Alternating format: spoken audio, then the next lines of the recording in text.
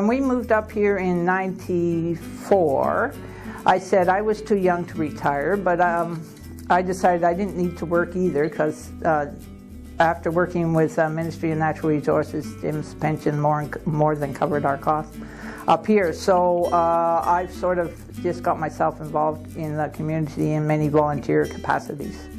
When we first moved up here, I got involved with Huron Lodge doing Meals on Wheels, and at that time they had a program which they called Friendly Visiting, where they paired a shut-in senior with somebody else, and I used to do that for about 3 years, I think, until the lady moved somewhere else. And then I'm still doing Meals on Wheels. The other thing I got involved in was Rio Algom had this committee called DRAC, Decommissioning Review and Advisory Committee.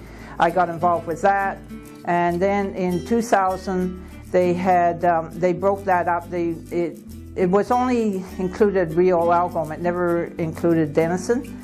And then out of that came the Serpent River Regional Environmental Committee, which I was a part of for quite a few years.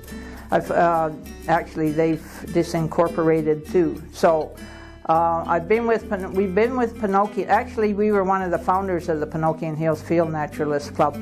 We were the bunch with Erwin Meisner that founded the Pinokian. So I've been with them for just about all that time. I am now president of that organization. Probably in the middle 90s, they got involved with it was called the Institute for Learning and Retirement at that time. They have since changed their name to Learning and Retirement. I am also the president of that.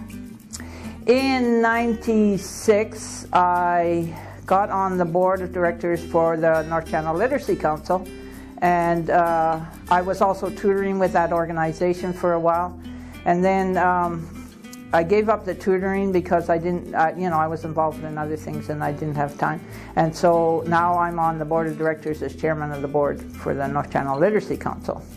Well, that's about all. And then I do belong to the Pentecostal Church, and I'm involved in the church in various capacities. I think society, well, I'm not sure. I think they're getting more used to it because, like, we're getting to the point where the baby boomers are going to start coming into the senior category, and so maybe society is more accepting. But I think originally they thought seniors were just, you retired and then you did nothing and you sat around and did nothing and just sort of wilted away until there was nobody left or nothing left.